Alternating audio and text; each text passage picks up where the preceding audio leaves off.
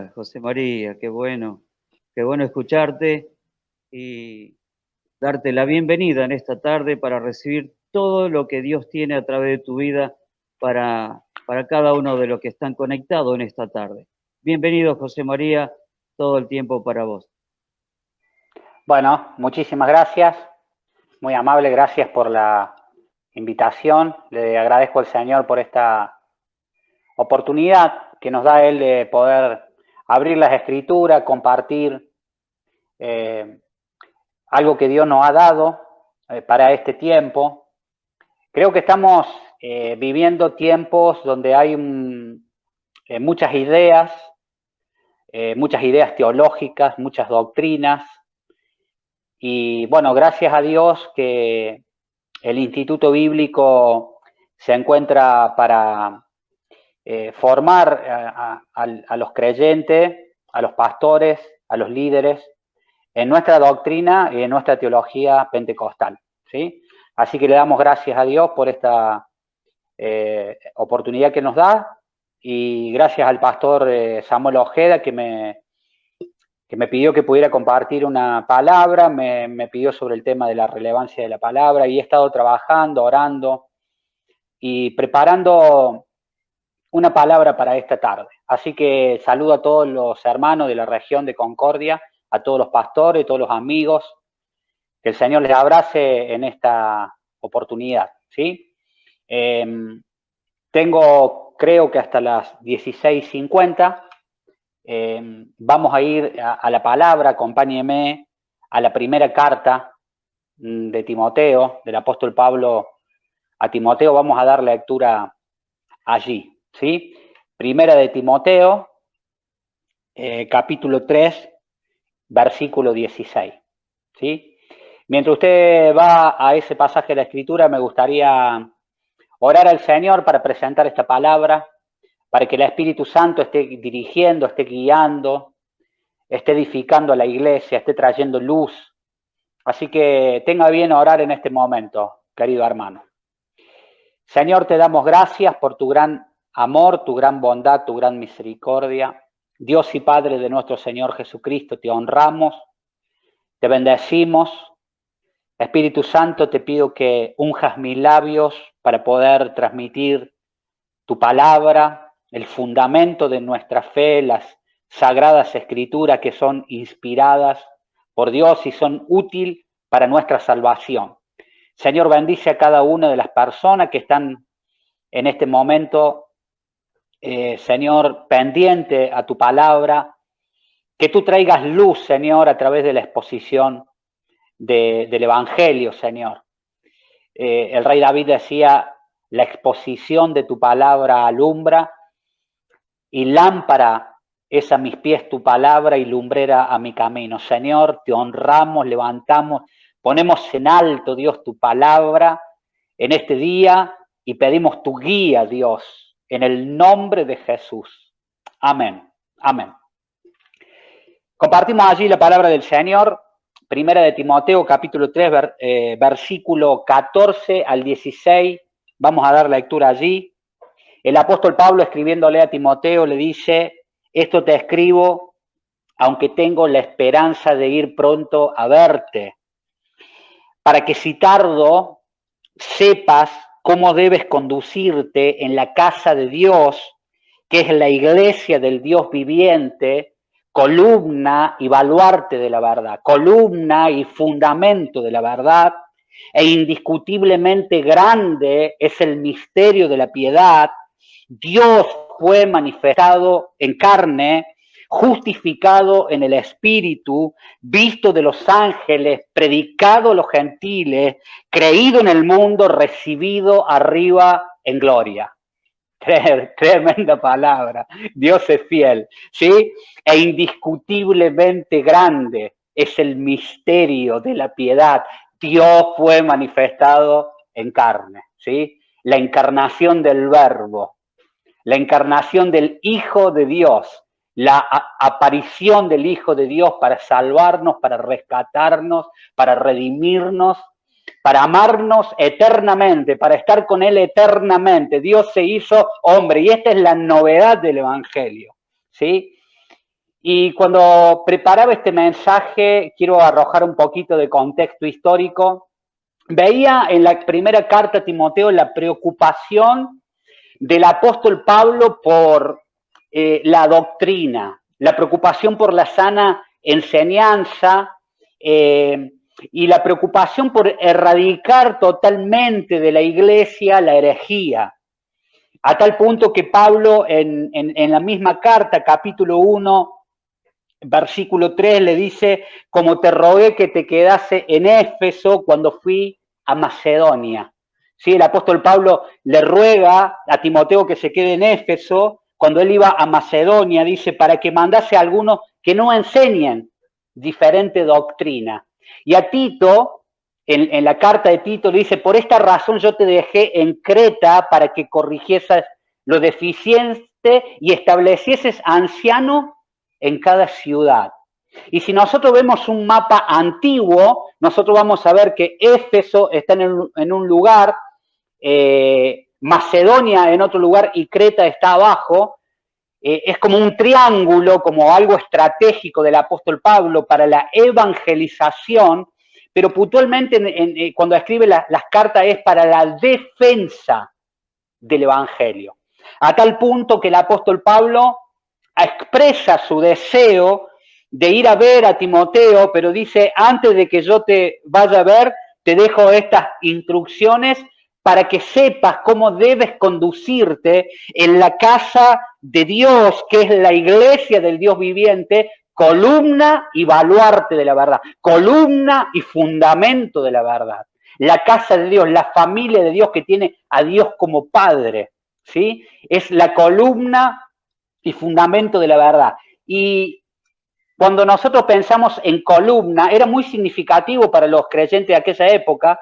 De hecho, le dice: te rogué que te quedara en Éfeso, y en Éfeso estaba el templo de la gran diosa Diana, con sus más de 100 columnas de mármol de 18 metros de altura. Entonces, las columnas de ese templo no solamente estaban para sostener el techo del templo, sino para que el templo quede elevado a una distancia considerable para que cuando las personas entren a ese techo, a ese templo, perdón, ese techo cause un impacto. Lo que Pablo está diciendo, que la verdad debe ser puesta tan en alto, la verdad pura del evangelio tan en alto, que la herejía no la debe manchar, ¿sí? Por eso dice que la iglesia es columna y baluarte de la verdad. La iglesia expone la verdad, la iglesia divulga la verdad y la iglesia defiende la verdad del evangelio. Y ante esta realidad bíblica de que la iglesia tiene como función defender la verdad, amar la verdad, ponerla en alto, es el fundamento de la verdad, yo quiero compartirles en esta tarde, vamos a trabajar sobre 3 ejes en la exposición de esta palabra y compartir algunas verdades. Vamos a mostrar el fundamento bíblico, luego una teología o un pensamiento teológico que se opone a esa verdad y la vamos a refutar con la Biblia, y luego vamos a hablar de las consecuencias que tiene aceptar este tipo de teología, ¿sí? Primero quisiera exponer sobre un principio unificador. Vengo hablando de esto porque Dios me ha mostrado esta verdad, ¿no? De que la doctrina, el propósito de la doctrina, el propósito bíblico es unificar a la iglesia, ¿no? Generalmente de los círculos ecuménicos es casi una máxima, ¿no? No hablemos de doctrina, no importa, somos todos hermanos, porque la doctrina divide. Pero el sentido bíblico de la doctrina no es dividir a la iglesia, sino unificarla.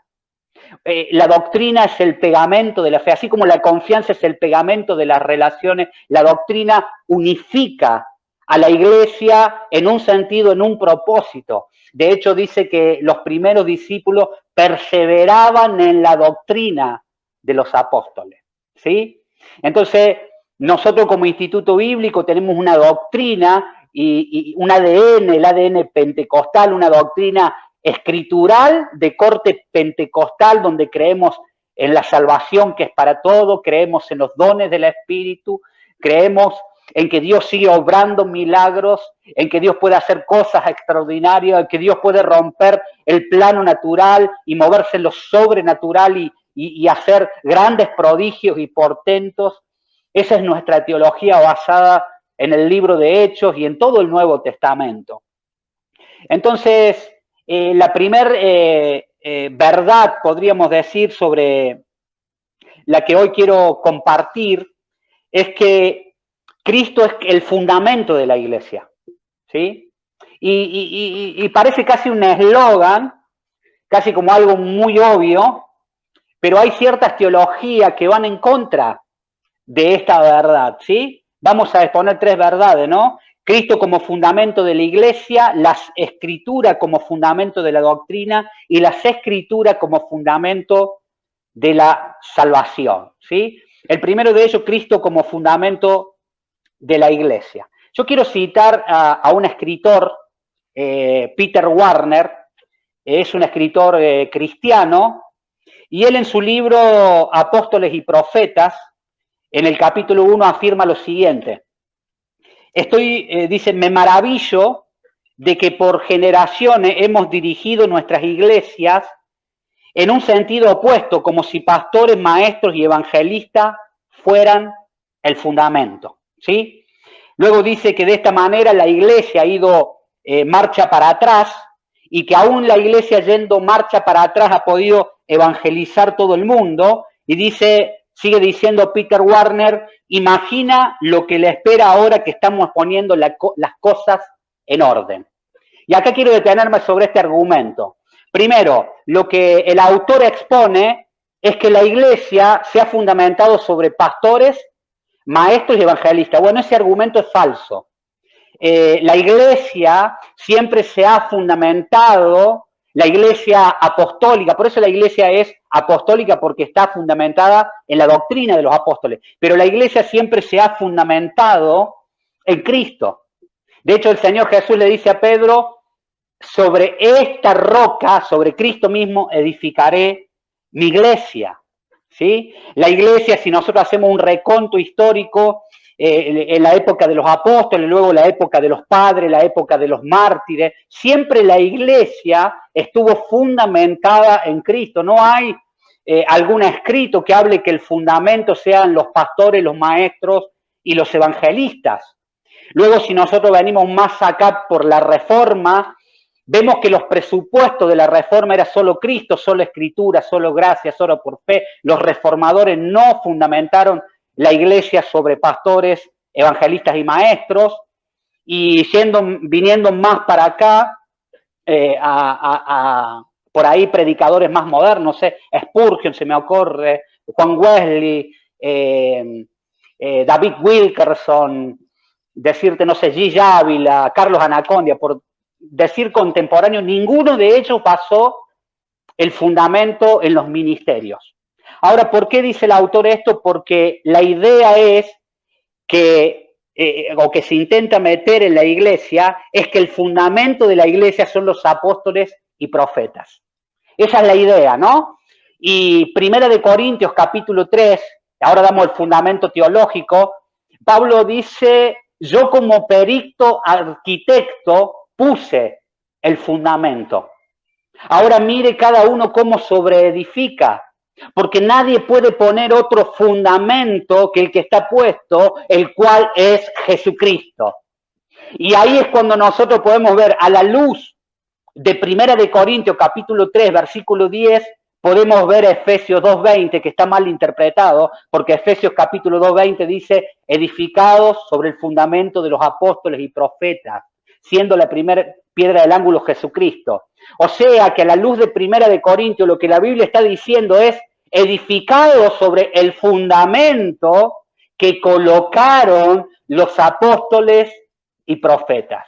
¿Qué quiero decir con esto en el primer principio? De que la iglesia nunca estuvo, nunca estará edificada sobre los ministerios. La iglesia está edificada sobre Cristo. Cristo es la roca inamovible. por lo cual las puertas del infierno no prevalecerán en contra de la iglesia. ¡Aleluya! Ese es nuestro fundamento, de que Cristo es el fundamento y no los ministerios, no los pastores, no los profetas, no los maestros, no los evangelistas. El fundamento de la iglesia es Cristo, ¿sí? Y la roca que lo seguía en el desierto, dice Corintio, era Cristo. El que edificare su casa sobre la roca, sobre Cristo. Toda la escritura hablan, todo el mensaje neotestamentario habla de que Cristo es la roca de la iglesia. ¿Cuál es el peligro de este pensamiento teológico? Es que si un hombre se autoempodera como fundamento de la iglesia, entonces puede decir o puede enseñar cualquier doctrina. Prácticamente no se le puede refutar nada porque es el fundamento de la iglesia, ¿no? Es un papado, es lo que hace la iglesia católica a través de los concilios, de la tradición. La Biblia queda por debajo. Pero nosotros tenemos la responsabilidad delante de Dios. De hecho, Pablo le dice a Timoteo en su segunda carta, te encarezco delante de Dios y de nuestro Señor Jesucristo, ¿sí? Que prediques la palabra, que instes a tiempo y afuera de tiempo, porque vendrán tiempos cuando no sufrirán la sana doctrina, sino que se amontonarán maestros conforme a sus propias concupiscencias y apartarán del oído la verdad. Ese es el peligro de esta clase de teología. Yo voy a tratar de citar textos, por lo menos que los puedo parafrasear para no ir a la Biblia, porque el tiempo es escaso, y vamos a adentrarnos en la segunda verdad, ¿no? Las escrituras como fundamento de la doctrina, ¿sí? Las escrituras como fundamento de la doctrina, o sea, toda nuestra enseñanza bíblica están basadas en las sagradas escrituras. Y ahora quiero hablar del liberalismo teológico. Yo le decía que cuando usted viene a IPSA, usted sabe que viene a un seminario de corte pentecostal, un seminario escritural que se basa en la palabra, que tiene un orden hermenéutico, pero muchas veces pasa que vamos a un seminario, tuve una experiencia este año, un seminario de corte conservador, muy famoso, y de repente cursando una materia me encontré con un teólogo liberal. ¿Qué es el liberalismo teológico? Que es otro daño que le hace a la iglesia. Hoy en día nuestra iglesia a nivel global tiene muchos teólogos liberales. El liberalismo teológico intenta sacar lo sobrenatural de las escrituras. Es cuando la razón juzga la revelación de Dios, ¿sí? Es un movimiento que surgió en el siglo XVIII, XIX y que se ha metido en las arterias mismas de la iglesia y hoy te dicen que la Biblia es un texto sagrado nada más, no es un texto inspirado y que todo lo milagroso que hay en la Biblia debe ser erradicado, ¿sí? Fíjese qué ataque diabólico a las sagradas escrituras, ¿sí? Por ejemplo, cuando el liberalismo teológico comenta el milagro de la alimentación de los 5.000, ellos dicen que no hubo un milagro allí, sino que el joven que sacó el pan estimuló la generosidad de los 5.000, entonces cada uno de ellos tenía un pan escondido y lo sacaron y pudieron comer. El milagro que hubo fue un milagro moral, un milagro de generosidad. Fíjese cómo tuerce las escrituras. Cuando el Señor Jesús caminó sobre el mar, dice que en realidad no caminó sobre el mar, sino que los discípulos estuvieron remando toda la noche, en una noche de tormenta, y no se dieron cuenta que habían llegado a la orilla. Entonces cuando Jesús venía caminando, venía por la orilla del mar. Fíjese cómo se llega a torcer esta mentalidad racionalista, donde la razón es el amo de la revelación, la razón es el juez de la revelación, la razón se pone por encima de la revelación. Es terrible esta teología y hoy la encontramos en seminarios reconocidos en nuestra Argentina. Por eso yo estoy hablando de esto, es un daño terrible porque no creen en la inspiración de las escrituras. Y ante esto nosotros tenemos que estar despiertos porque son gente erudita que maneja las escrituras, que son intelectuales, pero Dios no se encuentra en el terreno del intelectualismo estéril. Dios se encuentra en la esfera de la fe. Y solo por fe podemos agradar a nuestro Señor Jesucristo. ¿Sí? Hubo un teólogo, voy a ir rápido con esto, hubo un teólogo que, el teólogo más grande del siglo XX, Karl Barth, que se levantó contra ese movimiento. Karl Barth fue nutrido en la escuela liberal, él abrazaba todos sus presupuestos, y hubo 3 episodios en su vida que le hicieron darse cuenta que esa teología no servía para nada. Y uno de ellos es que cuando él empieza su pastorado fue a un lugar a pastorear donde había gente pobre y explotada por la burguesía, entonces la teología liberal no tenía nada para decirle a esa gente. Esa fue una de sus crisis. Hay 3 episodios que son puntuales. El segundo episodio que va a destruir su teología es que cuando el gobierno nazi publica el nombre de 93 intelectuales que se adherían a las políticas de guerra, cuando Karl Barth lee la lista de esos intelectuales, muchos de ellos que se adherían a las políticas de guerra habían sido profesores de Karl Barth en el seminario.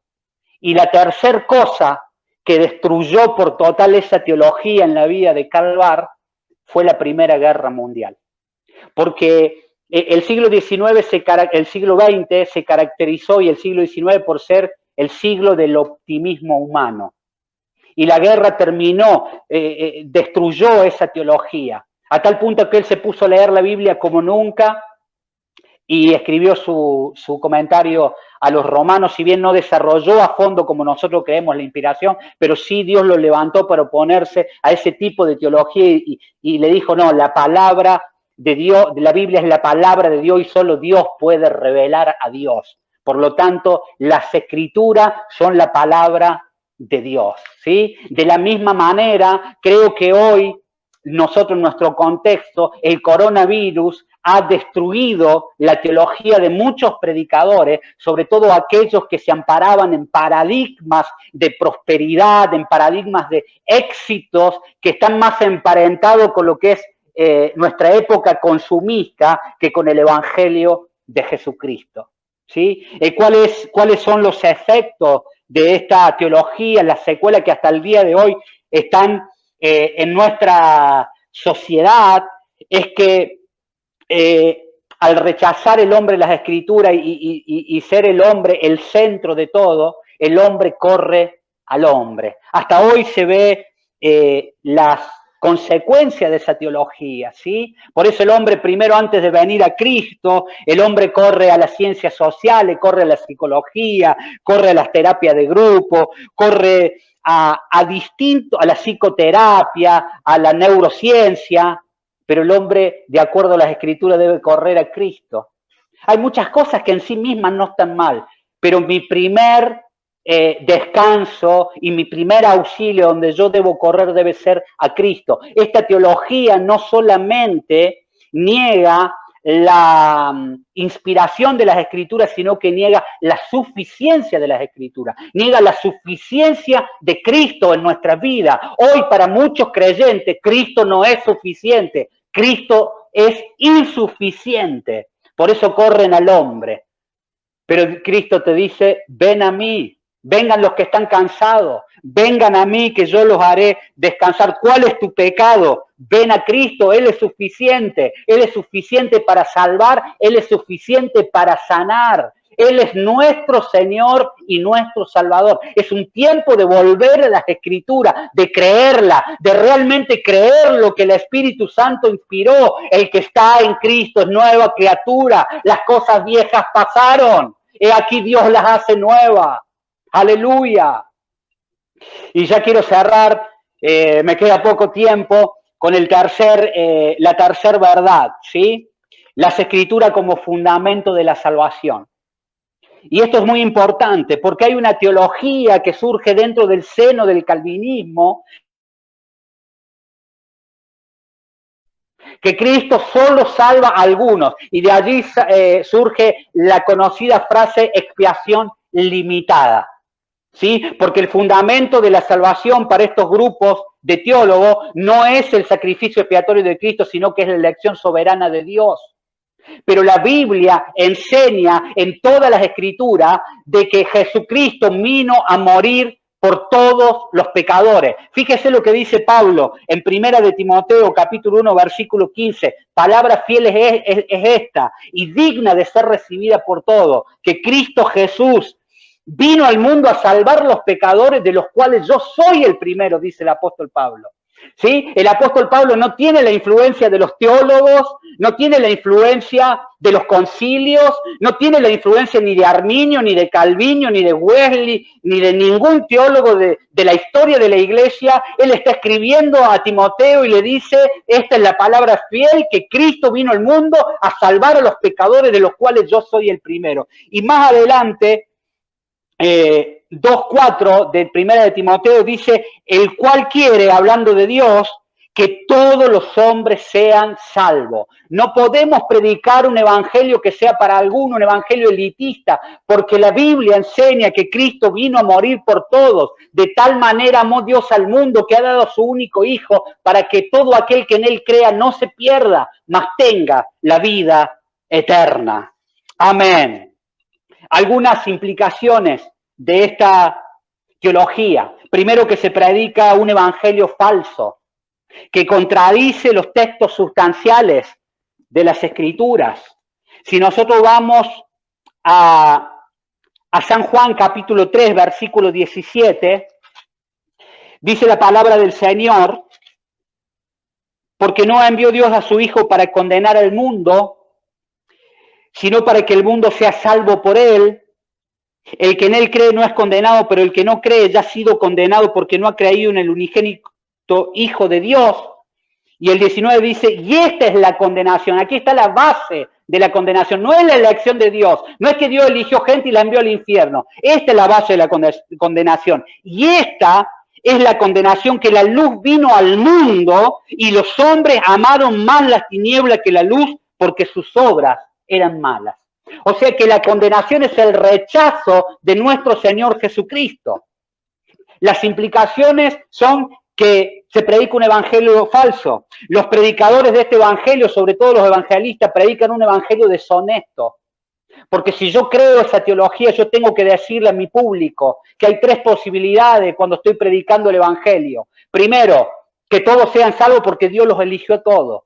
La segunda posibilidad que yo tengo que presentarle, miren muchachos, la mitad puede ser salvo y la mitad se puede ir al infierno porque Dios nos eligió. O la tercera posibilidad que tengo que presentarle para ser honesto con esa teología es decirle, mire, es posible que Dios no haya elegido a nadie y todos ustedes se van al infierno. En vez, cuando tenés un evangelio bíblico, un evangelio de la palabra, podés predicar que Cristo murió por todo, y todo aquel que confesare que Jesús es el Señor y creyere en su corazón que Dios le levantó de los muertos, será salvo. Aleluya, porque con el corazón se cree para justicia, pero con la boca se confiesa para salvación. Aleluya. Se predica un evangelio deshonesto, un evangelio falso. Y termino con esto. Se pierde el celo de la evangelización y el celo de orar por los perdidos en la oración. Cuando yo voy a orar por mis parientes, por mis familiares,